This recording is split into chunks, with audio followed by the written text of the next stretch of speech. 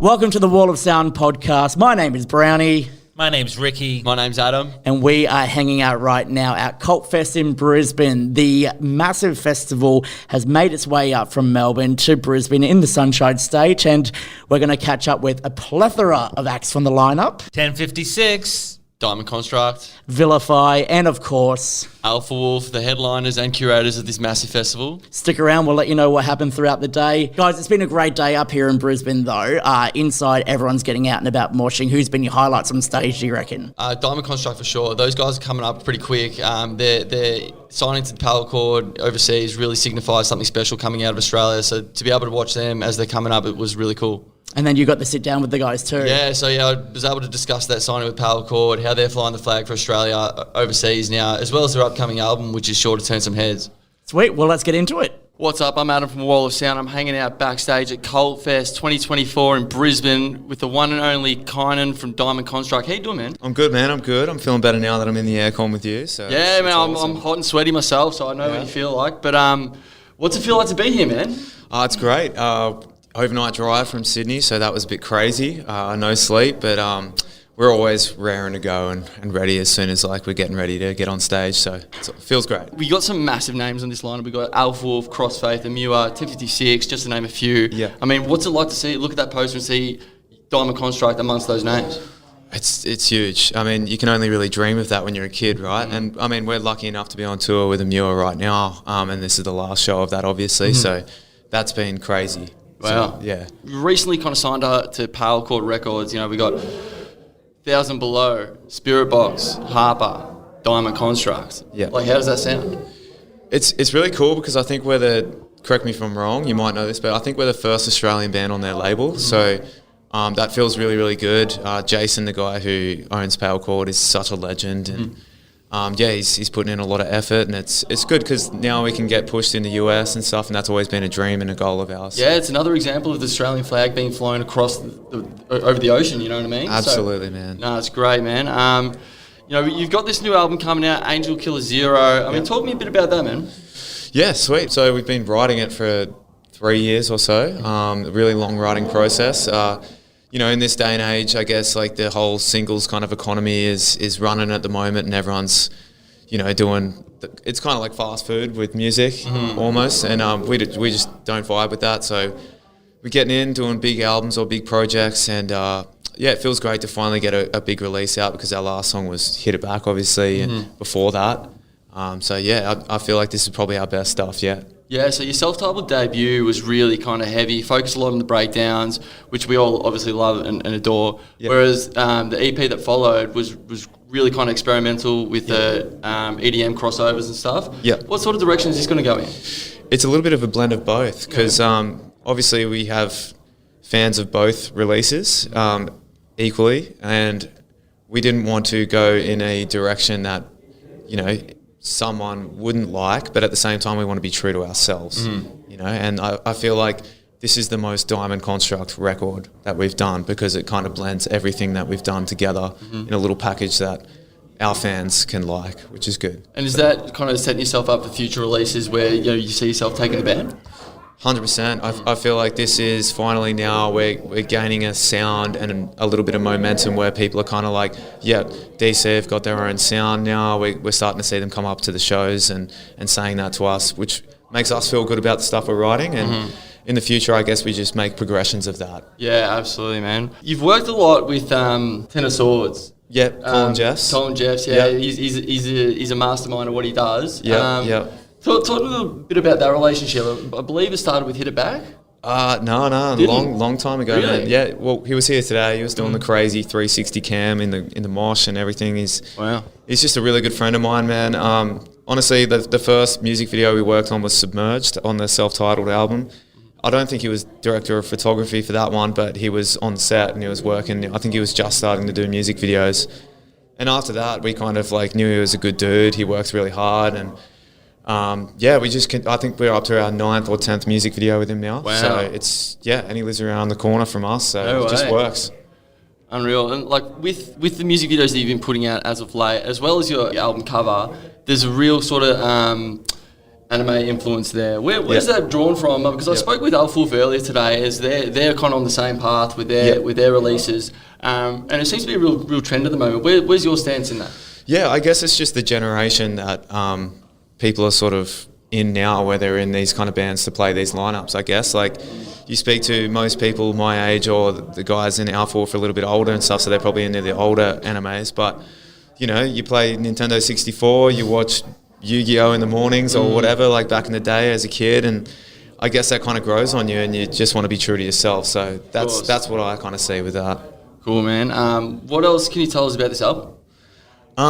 It's 11 songs. There's heavy songs, there's soft songs, there's songs that are in the middle, there's songs that are rap songs. It's got a little bit of everything from us. Okay, cool. And post this album release, what can we expect from Diamond Construct? We want to tour the hell out of it and make sure everyone gets a chance to see it, you know. And opportunities are coming up overseas? We hope so. I mean, we've had a couple fall through, and you know, due to COVID, and then post that, just stuff always comes up. But I feel like it'll happen when we're ready. Yeah, you know, you do have a watchful eye on you. You know, I remember watching during COVID times, like you were on a Knotfest, like Instagram thing. So they are watching you. Yeah, that's good. Yeah, cool, man. So for those who couldn't make it today to CVLTFEST, what are they missing out on from your set? That was absolute chaos. I got to say that was probably the best reaction I've seen from Brisbane, and like Brisbane's our favourite city. So if you didn't come to CVLTFEST, you're absolutely missing out, and come to the next one. Hey, we're VILIFY. We're hanging out with Wall of Sound. Woohoo. VILIFY, who have been here a couple of times, just wrapped up on stage. Fantastic way to open this festival. Congratulations on being the very first band to open CVLTFEST in Brisbane. How's it feel? Very sweaty. Dude, so good. It was like, I thought we were going to fuck up, and we didn't. We had some gear stuff, but like we didn't really fuck it that hard. My favourite was people turned up. That sometimes doesn't happen, especially that festival energy. Like, correct, it's a long day. Like because we were 2:35. I'm normally just still like having mid-afternoon, you know, like, by that point. That's nap time. I'm thinking about if I can be bothered to go to a show at that point. I'm like, am I in? Am I out? No. But yeah, that was a big room of people for so early in the afternoon. I think I was shocked by that. Yeah, well, Brisbane people tend to get out and about when it comes to quality bands, and there's no quality band in Australia right now outside of VILIFY, who just announced their new EP, Fever Dream. When we last spoke around the time of Dread Addict, fantastic song, go check it out, you mentioned that you were putting together a whole bunch of songs which were going to go on this EP, but you've scrapped that fucking completely, made me look like a dickhead, and now you're doing... No, that was us, we admit, that was totally us. And now you're doing a brand new EP of all new songs. Yeah, so when we started putting it together, it didn't feel right. Dread Addict didn't sort of suit it. So it was more, it was the plan, and they just kind of didn't tie in, like concept-wise, and even like sonically, they didn't really like tie in the way we'd want them to, I guess. I think the rest we kind of just worked on at the same time, so they felt like a bit more of a cohesive unit. Whereas Dread Addict was its own kind of thing floating out in the ether. And so it just didn't feel right to put it on there. Yeah, because it was almost, we felt like that was the first song where we'd hit what we were trying to sort of sound like. It was the first time we went, oh, this is what I'd like to listen to. And it doesn't really sound like anyone else that we think. But then we made an EP of the same thing again, but too different. And we're like, but we are doing like a vinyl release with ABVC that has all of it on it. Yeah, just perfect. Just so it still has a home in a physical format, because we still definitely love that media as well. Yeah, the vinyl release has got the EP plus our latest 3 singles. Yeah, perfect. So you get the best of both worlds when you do that. We should really call it the Chris Blancato saga. Yeah, it's kind of all of the songs that I guess we feel like are actually VILIFY. Yeah, it's our sound, and we're happy with it. We love it. Yeah. And this is what I love about VILIFY. When you come across a band that is still in those infancy stages, you're still out there trying to find your place in the world, find your signature sound. Would you say you found your signature sound, or you don't want to because you're still experimenting? Bit of both. I think we've gotten more confident with putting some stuff that's a little bit experimentally in there. Like I've never been a big lover of sort of like rap metal stuff, but there's some real fast stuff on this, which I figured out I can do, and had a really good place for some of the tracks that didn't feel organically what I'd normally write. So I feel like we've had time to kind of develop our confidence with that, so we're open to exploring more. So it's kind of more what we want it to sound like as a final piece, but it's definitely just part of the evolution of, I think it'll just keep changing eventually. Yeah. And then who knows where you'll be in 2 EPs or an album's time, you know, because you've had those baby stages of trying to, let's try this, oh, I like that, or that didn't work for me, or as a band, you know, we can't do that because it's way too fast. Not that you would come across something like that, but I guess, you know, it gives you the option to not be pigeonholed and locked down. And I guess one of the things we've spoken about since we've been covering VILIFY was you don't want to be labelled a metalcore band or a hardcore band. You just want to be a heavy metal band from Australia because it has a wider berth than just being pigeonholed into specific genres. Yeah, and I think we figured out like the few little things that are beginning to be sort of the little pieces that tie it together, like That make it us, really. Yeah. Kind of like... weird little wormy bits. Yeah. The vocals kind of sound a bit odd compared to every other bear, so it I kind feel of like makes it all tidy. when we write riffs and stuff, I'm like, oh yeah, that's a VILIFY riff. Even Yeah, if it doesn't yeah. sound like something that we've done before, it's kind of Yeah. like, yeah, no, that we can make that work. Yeah, like, can I twerk to it? Yeah, that's a bit fire. Yeah, if you can twerk to metal, that just crosses so many more genres, so many more levels. Yeah. Yeah, I think it helps too because me and Amy have a pretty similar taste in music. Kind of. You both love Every Time I Die. That's something we can chuck into the ether, and right? Stat, gotta love stat. Yep. Yeah, a bit of homegrown, Sound Atlantic. Yeah, so we both kind of know what works, so it's a bit easy. And I think like the openness to explore a bunch of different stuff sonically has just like opened it so much easier. Like this EP has some songs have almost no production and they're almost like a hardcore song Like virtually. two-step bits. And Yeah, shit. Yeah. And then there's other bits that are probably more production-y, but I think we've found the bits that help us tie it together to make it feel like a body of work even though it's different. And that's almost like, I feel like it all being a little bit different is what makes it feel like VILIFY, if that sort of makes sense. Kind of our vibe. Yeah. Because, I mean, you look at your experience in the industry, as we know, Amy, obviously you've done stuff with the beautiful Monument, and this is like a completely new child. It's your, I don't want to say it's your brainchild because it's a communal kind of thing with yourself, with Karen as well too. But for the most part, you're in control. There's no one telling you how you should sound a certain way. It all comes from you, the struggles you go through, and then when you go to the studio and put it out together, what we listen to is its raw, authentic self without anyone else contributing to it. Is that kind of the angle that you want to see for the foreseeable future? 100%. Everyone talks about, oh, this will sound awful, but I mean it from a place of genuine. I think sometimes people get caught up in this idea of like, oh, but what was the most fan favourite song? Like, let's write more like that. Yeah. I think we listen to that, acknowledge that, try and find the parts of that that are what people like, so we can keep making music that people enjoy. But then how can we make this new and different again? In a way that kind of emotes with us. So even some of the new writing stuff, Jenny will give me placeholder names of like where the music comes from, and I'll try and find lyrics that kind of sometimes not really nailing it, but the intention is for it comes from the same place. So we always want it to feel really, really authentic, where I feel like the other band has been around for quite some time, where I feel like that band is almost driven by what people want to hear. Yeah, the expectations. Does that make sense? So the people want to hear certain things. They want more soaring choruses and they want more this, where with VILIFY, what they want is whatever we haven't heard. That's exactly whatever it. That's that you haven't heard. I was trying to find the best way to explain it because my love for VILIFY came from like the heavy and rawness of what you're doing. I'm not a hardcore fan per se, but I love riffs. I love breakdowns. I love songs where I can. Similar. Yeah, like I like Eated, like you said, but I'm not hardcore. You love hardcore. Yeah. And I think we've found that bit in the middle. It's combining all of your tastes, all of your knowledge together, and then the end result is completely different to what other people are doing because your brains all work differently to people in the music industry, if that makes sense. And it's super fun because I think we all respect each other enough to have a really like, okay, cool, I'll trust you on this idea. Like,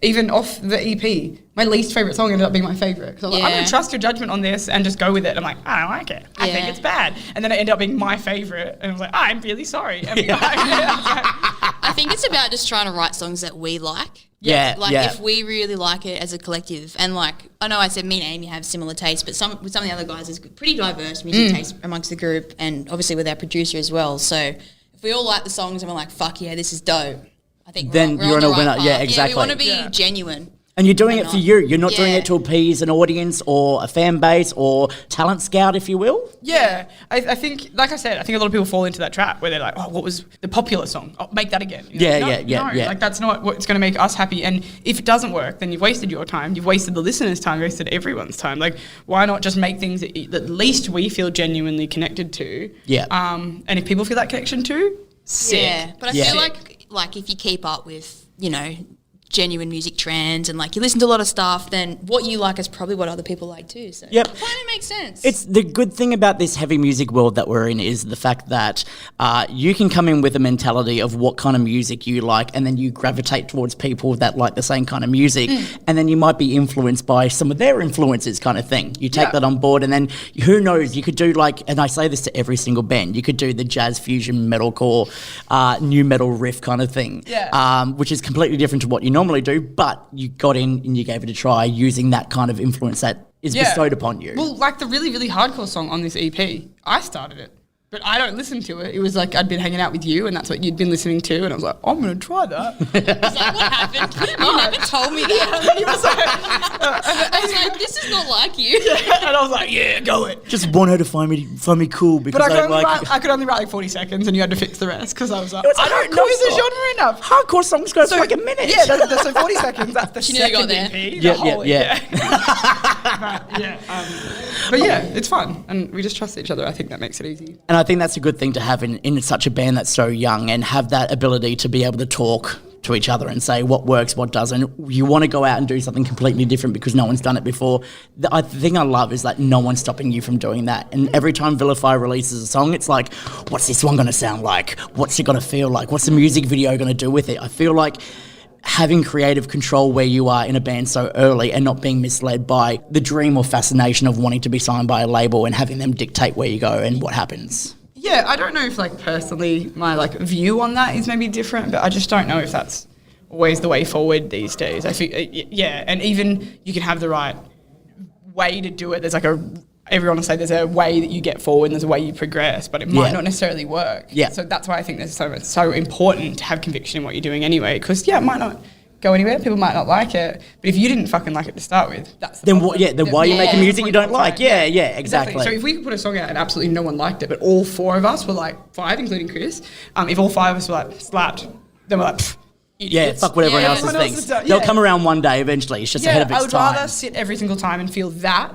as opposed to, we tried to play the game, we tried to play this thing. And have regrets because we Yeah, listened to yeah, songs. yeah, Maybe if we yeah. released it on Yeah. the Tuesday instead of this, you're like, no, put the fucking song out. Go play the songs to the people. Yeah.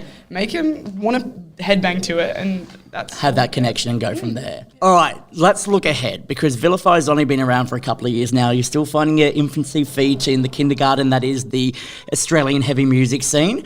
Goal-wise, where do you want to see yourself in about 3 years' time? What bands would you like to see yourself touring with? And what's the one thing you would love a reaction from the fans for? Oh, the touring with, I'd probably say some of the bands we're playing with today. Like Yeah. Alpha Yeah. Wolf would be my favourite to actually Roll do a tour sweaters with. as well. Yeah. We fucking love Alpha Wolf. Yeah. Who doesn't? If you don't, then there's something wrong with you. You're a liar. There's nothing wrong with you. You're just full of lies. They're kind of a big influence for us, but I also really like Throne. And like Throne some are of the fucking bands sick, and yeah, So yeah. I guess like we kind of bridge that metalcore, hardcore gap a little bit. Obviously Spirit Box is on that list, but that probably is never going to happen. No, you never know. Stranger things have happened. We put it into the universe. Yeah. You've written how much you love Spirit I Box. do love that word. Courtney knows you exist, so Yeah. you're starting that manifesting. Yeah, but I agree. I think you're like right on the money. Those sort of bands are definitely what. In terms of goals, I reckon probably touring overseas and Yeah. starting Yeah. to just tour heaps regularly. We all Yeah. love playing like live and just hanging out together and stuff. So I feel like 90% of why we do this is to play live, Yeah. which is so Yeah. funny. and like, hang out and just do all that shit. yeah, It's so kind of why more we do it. opportunity So. for that. But overseas, I think that's the big Definitely, one. yeah. Because spoiler, never got to do it before. Oh, really? Yeah. Well, New Zealand's just across the ditch. Tasmania counts if you really want to get technical. Nah, Europe for sure. Yeah. That's our kind That's of your goal, yeah. our longer term goal for sure. Perfect. Well, we will get behind VILIFY any which way we can to make that happen. Before we leave today, EP's coming out, 5 new songs for the rest of the world to jump on and latch on to. Australian audiences hopefully getting out and about a bit more. You need to know that VILIFY, when you played that other festival that was in Australia, you drove all the way up and then you drove home and then went to work 2 hours later, Amy. So the grind's real, and the bands are out there aren't flying in personal jets and private jets and everything like that. They need to do this with your support. So VILIFY, get behind them. They're going places. Absolute pleasure. Thank you for stopping by Wall of Sound. Thanks so much, Browny. This is Aaron Matz from 1056 hanging out with Wall of Sound. G'day, I'm Ricky. I'm here at Wall of Sound. I'm with the one and only Aaron Matz from 1056. How the hell you doing, man? It's good. That show was absolutely mental. Just trying to come back down to earth from that, yeah. Yeah, you just played Cult Fest, the kind of second year for Alpha Wolf doing their own festival. What was it like getting invited?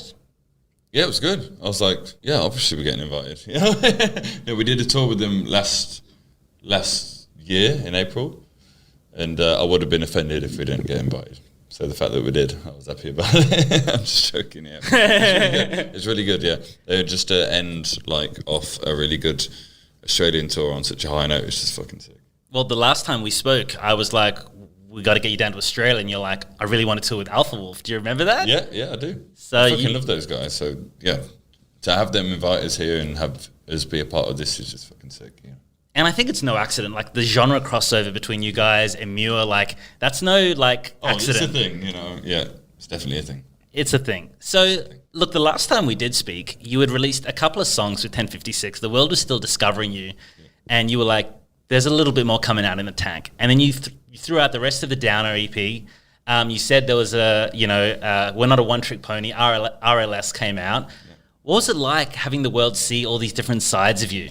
Yeah, good. I mean, I guess, it's kind of weird. Some people put us in a box really quick. You know what I mean? So, when we put out RLS, they're like, oh, but you're this band. It's like, well, we're not, though, because we've only put out a couple of songs. So, yeah, people were quick to jump to conclusions, but yeah, we really want to make a point of getting people before they jump to conclusions about the band, catching them off guard and stuff.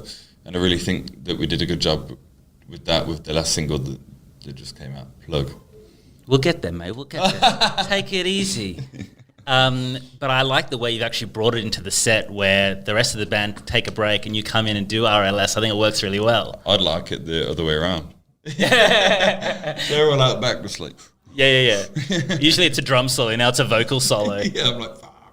So, there's a bit of inspo from Juice WRLD and that kind of thing there. Are you a bit into your hip-hop and that kind of thing? Absolutely, yeah, big time. Really into, Eminem's what got me into heavy music. I think we spoke about this, didn't Probably. we? Yeah, there's a song called Kim on the Marshall Mathers LP, which is so violent, and I was just like, that. And that's what got me into the more violent side of music. But yeah, I'm big into the emo hip-hop scene, Lil Peep and Juice WRLD and all them. Do you think you'll be bringing some more hip-hop into some future 1056 material? Yeah, definitely. Maybe in a different way, maybe not mixing it so much, maybe just kind of keeping it separate. But I don't know, who knows? Just when Luca decides to write a song, you know what I mean? Yeah, the creative juices get flowing, hey? Yes. All right, so should we get to Good Morning then? Yes, please. In the midst of your very first Australian tour, 1056, come out of the gate, enter 2024 and go, we're about to release our heaviest song to date. Here it is. Should have called it Good Day. I was thinking about that. You should have. What happened, mate? Yeah. I don't know. I should have called it Vegemite Scroll. Would have been fucking... I editor Browny, who's off camera right now, he brought Vegemite to have Electric Callboy try it at a festival that they played last year. They're German, aren't they? Yeah. Did they say, oh, it's not good? No, they actually... Well, everything that you eat. They were very polite. They were very polite. They said it was interesting, but they liked the Tim Tam. Maybe we should have brought a Tim Tam for you. Oh, there's little chocolate square things? Yeah. We've had them on our rider for some reason every night, and I've never tried them. Oh, well, tonight's your night, mate. I love a Tim Tam. Really going off track here, mate. So, good morning, Tim Tam. What inspired Good Morning? Lyrically or musically? Whatever you want to go with. Musically, me and Luca were we just need to put a blast beat in there, and that's how it started. So it starts off with the blast beat, and then just the lyrical content, just the normal stuff. What I've noticed is that since the Downer Part 1, Part 2, the production has stepped up even further. Yeah, you reckon? Yeah, I reckon. There's a lot of people in the comments like, oh, the production sucks. Really? It's either here nor there. It's like Vegemite. Nice. Yeah, some people are like, oh, this is sick, and then there's a couple of people like, this is the worst production I've ever heard in my life. Okay, well, I thought it was a step up. Oh, I think so too. Great. So have we got some more new music in the pipes for 24? Yeah, we do. I mean, it's all in the bag. Well, it's not all in the bag. It's there's a few in the bag, but it's kind of hard being on the road and hitting deadlines and stuff.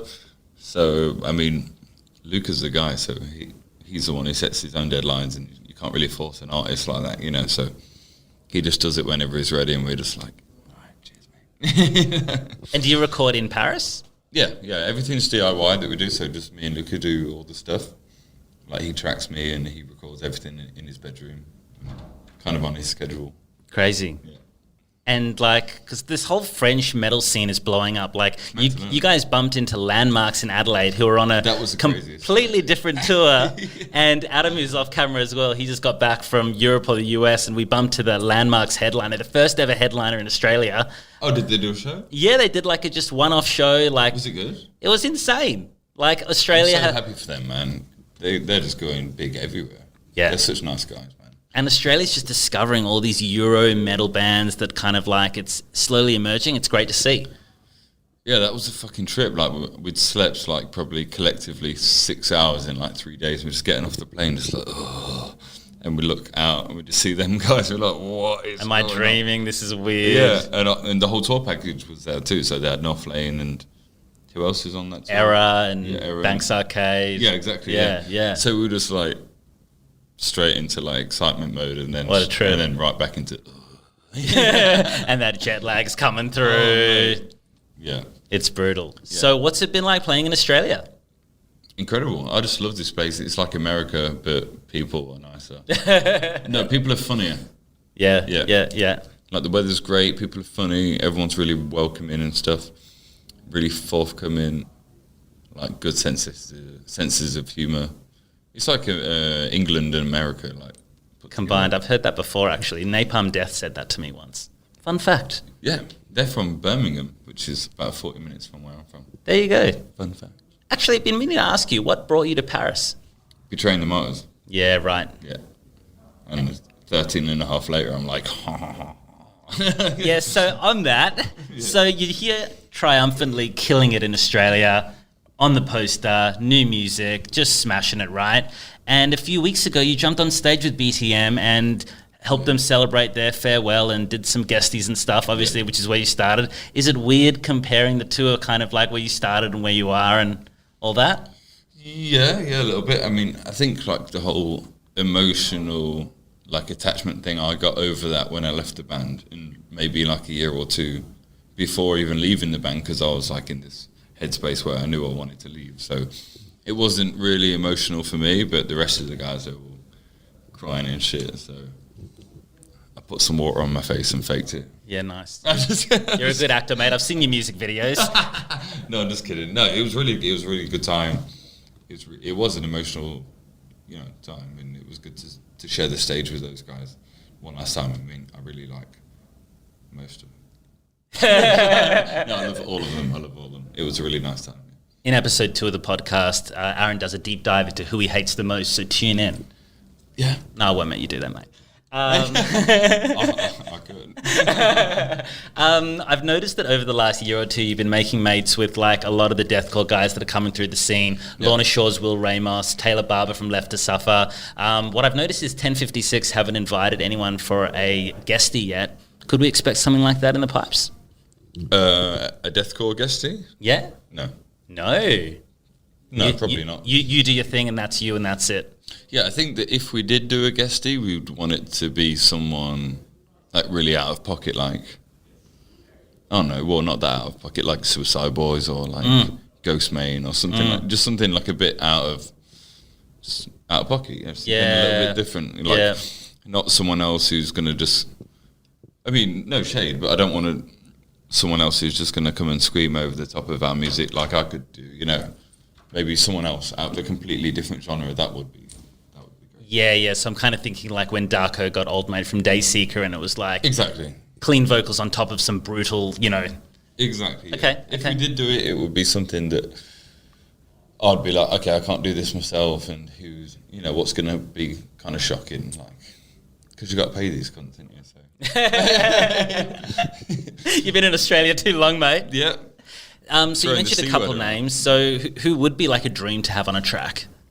I would really like to have Ghost Main on there, or someone like Scarlord, or just someone who could bring a good energy to the song without just going, or whatever. Yeah. Right. You kind of got the squeals going and everything anyway. Yeah, exactly. Or someone like completely different, like a female artist with a like crazy beautiful voice or something like that. Well, you got the female mosh pits going on in your shows, mate. So That's mental. It's been going really well. it's going great. Yeah.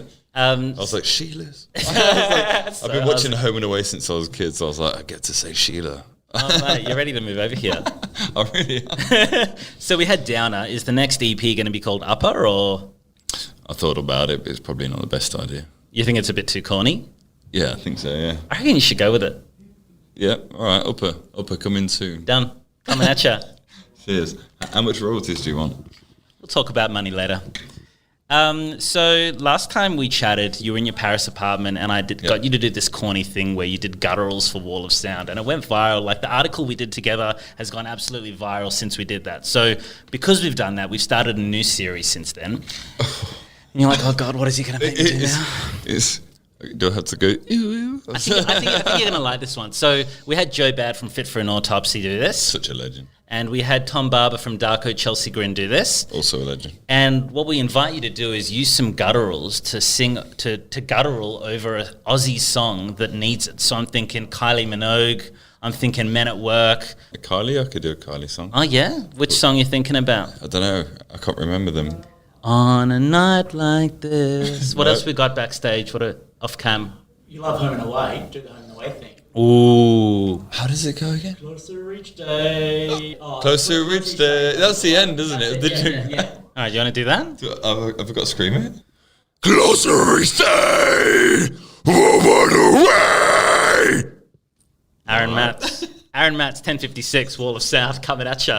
Oh, mate, this has been a rush. I've really enjoyed this. But it was Home and Away. Well, you're welcome to What's go the again other if you one? Is like. it Neighbours? Yeah, Neighbours. You watch Neighbours as well? Yeah. You really are an Aussie kid. I don't still watch them. My mum was like really into it. So. Yeah, right. Was Australia very different this time around as compared to when you came, like, a decade ago with BTM? Yeah, definitely. I mean, we didn't pack out shows then, whereas we're with Emure now, who are doing really great. And yeah, I'm just experiencing it way differently than back then. I think maybe the conditions were a lot worse, and I was a lot more tired. I was just like, just kind of over it. But we've had a few days off and just had some time to like soak in the culture and stuff. I just fucking love it, man. That's great. I'd love to live here. So when are we going to get you back? Alpha Wolf, bring us back. I don't know. Nah, I reckon the next one's got to be a 1056 headliner. If we could make that happen, I would be so proud. That would be like my family moved to. I think we talked about. Yeah. Yeah, a lot of my family live here, and I've seen a lot of them on this tour. So yeah, I think it would just mean a lot to me to do a headliner here. All right. Well, stick around. Well, Never leave. We'll get all our people to talk to your people and make it happen, eh? Please. Out of line. Let's go. Let's go, man. Sounds good. Well, Aaron, thanks for taking the time to chat with us here at Wall of Sound. Big fan, big love. Thank you, my man. That's it. Mic drop moment. Whoa! You got to buy us a new mic now. We're Alpha Wolf. And we're chatting with Wall of Sound. How you doing, fellas? Lovely. Good, mate. Lovely. Thank you. So we're here at the second edition of Cult Fest in Brisbane. How are you guys feeling about it? Hot and sweaty. Besides that, really good. Yeah, it's fun to be in a different city doing it. I feel like Melbourne was like the little test of how it's all going to work, and now we're in Brisbane, and it's dope. It's like our second home, you know? What is it about Brisbane that's made you decide to bring the festival to this city? Maybe Full Tilt. Yeah, Full Tilt was sick. We did play Full Tilt in the same room, and it was probably one of the craziest Australian shows we've ever played. Mitch lives here, so it's easy for him. That's one point. Also, yeah, Brisbane's been like our second home ever since we started touring. Like outside of Melbourne, it was always like everyone would look forward to the Brisbane shows. They've always been like on par with Melbourne, and it just made sense to be like Melbourne did well, Brisbane will turn out. So yeah, well, looking at the lineup, it is massive. You know, we've got some big names like Emure, Crossfaith, Ocean Grove, so on. What is it about these bands that made you decide, hey, I want you on my festival? All right, well, Emure, sick, regardless. Our first overseas tour was with them. They're a massive influence to us, so they were like a bucket list to kind of get to play with us over here. 1056, we toured with overseas, and they were killer, so it was obviously had to come over. Pale Dusk and Crossface, friends we already have that are smashing it in bands, so I feel like it's all the bands that we play with or get to see overseas that we kind of, we're at this level now we can actually bring them over so that Australian people can see them. So it's kind of cool that we get to see all these bands and then go, hey, these bands are all really cool. A lot of them don't get to come to Australia often. Let's just bring them all over on one big lineup so everyone gets to see them in one cool sitting and then get to see us. Oh, amazing. Well, all those that missed out who couldn't make it for whatever reason, they're at home right now. Idiots. Yeah. In their aircon. What are they missing out on by staying home instead of coming to Colt Fest? A dope ass show. I mean, yeah. Big ass day of metal. Big ass And day good of metal. vibes. Yeah, it's like, I feel like it's a cool like community vibe. It's not like there's no like massive feel. It's no like Soundwave or Good Things or but Not it's yet, anyway. no yeah we're building it. But I feel like it's cool like little community vibe of just like we've been playing shows for a while and it just feels like everyone over the years gets to come to one show and people travel for it, which is cool. Like that was kind of the hope and the intention, and people have been. So it's cool. Like it's like a little Australian community that just get to come to Brisbane to see like just a fun day of show. Yeah, absolutely. Well, like to me, the festival is kind of reminiscent of, say, like Impericon in Europe. You're at this stage now where you can bring these big names over here, but also you've kind of been taken on the world as your own. Like I saw you guys play with Motionless and White in Seattle. Oh, you saw that? Bro, I was there, bro. I was there. That was a good show. Yeah, it was sick. What was it like debuting Bring Back the Noise to a live audience, and has that kind of taken over Akudama as a fan favourite? Definitely not. Definitely not a fan favorite. I don't think anything's touching that song for a minute. It was weird. It was fun. I feel like we got to how people write and record songs now. We actually didn't get to play in the same room together until that tour. So now it just feels like another tight song to play live. But it was I think the reason we decided to do it was all these new fans were going to be there. All the Motionless fans are just so dedicated and crazy that we were they might not know us anyway. Let's throw a new song at them and see how it goes over here. I don't know about it taking over Akudama yet, but maybe today is the day. Could be. Fuck. So I did want to kind of have a deep dive into your album, Half Living Things, coming out on April 5th. Tell me about the album. Heavy. It's heavy. It's good. It's cool. It's like a Quiet Place to Die, but a little bit further on, I guess, what we've been continuing to do.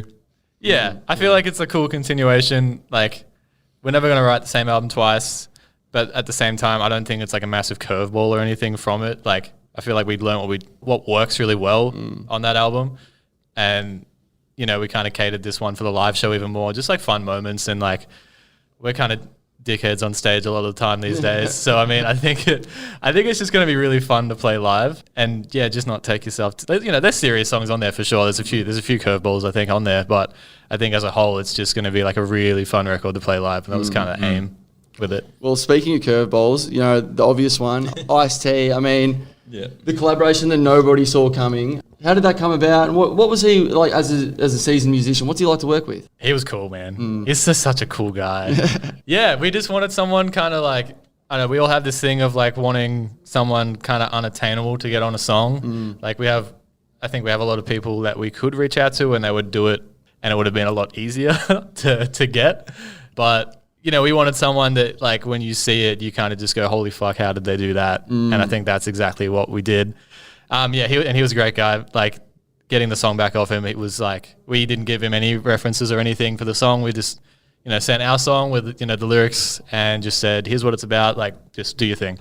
And then he sent that back. Well, I think we all just pissed ourselves laughing of how good it was. It was fucking perfect. Yeah. And getting to meet him and do the video with him, he's such a humble guy, and he's just he's such a chiller. Yeah, he's a road dog. He gets it. He told stories of touring in the 90s with all these cool bands, and he was just talking about touring, and it was just it was relatable to a guy that of his stature. It was pretty crazy. Looking at the song titles, there are a few references to different things in there, and I wanted to talk about, is it Mangekyou? Is that how you say it? Mangekyou, okay. Close. What struck me initially was that's Lockie's Instagram name. Is that kind of a crossover that was kind of planned or just kind of popped up, and what's the meaning there?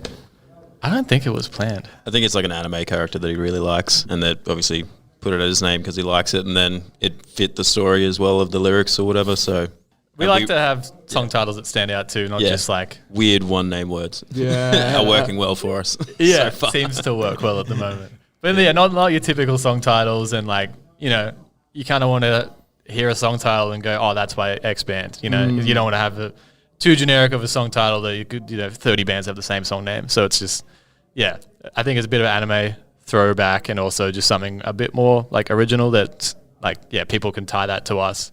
And I think it was also cool that you see there's a title and you're like, hey, isn't that dude's Instagram name? Yeah. So Track 4, Mitch Sesson drums. Scotty Simpson, number 2. Are you guys all anime fans or just really lucky? There's like 3 of us. Yeah. Us 2 aren't. Yeah, us 2 are the non... I mean, it's not like we don't like it. The other guys are just literally obsessed. Yeah, okay. Scotty, you work with like heaps of local bands producing music, and the results have always been phenomenal. Whereas your friend Lance, who you work closely with, also does the same thing. And you both kind of on a trend where you're taking off and you're kind of really creating your own brand for really taking the charge with Australian metalcore and taking it to that next level. Where do you see this going? I mean, it's honestly kind of harder the more Alpha Wolf are busy for me to do stuff like that. I would love to do both, but it's like, I've seen a few people talk about it, and it's like you kind of got to, when you get to a level, it's like you got to kind of pick one or the other. And it's just like the level Alpha Wolf's at, it's like, that's the priority.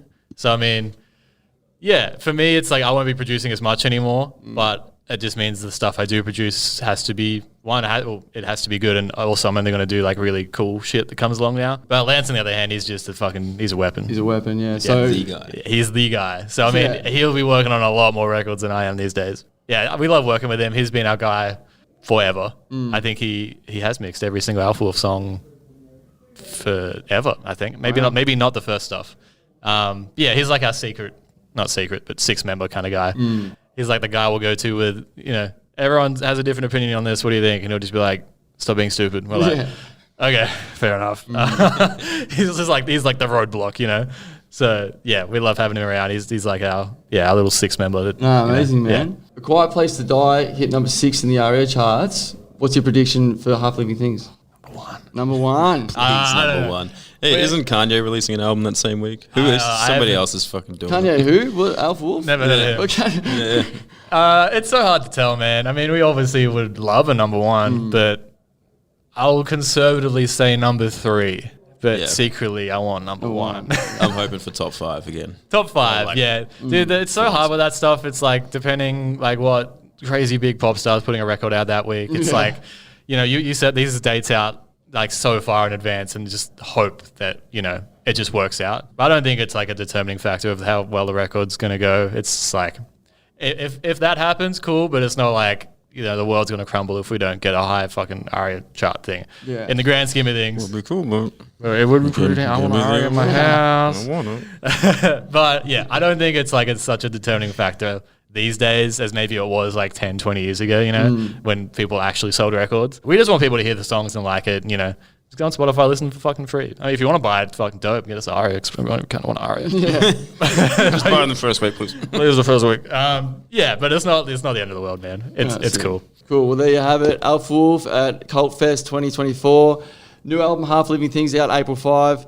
Get it, pre-order it, stream it, do what you need. Boys, it's been an absolute pleasure. I'll catch you next time. Thank you. Thank you, man. See you guys next time. And that brings us to the end of the podcast. As you can tell, it's been a long and strenuous day here in Brisbane. Cult Fest made its way up to Queensland, and who knows where it's going to be next year. Boys, standouts for the day, Ricky? Man, to see 1056 do their debut Australian tour is absolutely wild, but to have a Muir back after so many years since pre-COVID, unbelievable. Not going to lie, I loved seeing the amount of people they got in there for VILIFY. They are one of my favourite bands who are going to do some amazing things in this scene. So all of those people that rocked up early here at Cult Fest, fantastic. If you missed it, uppercut yourself.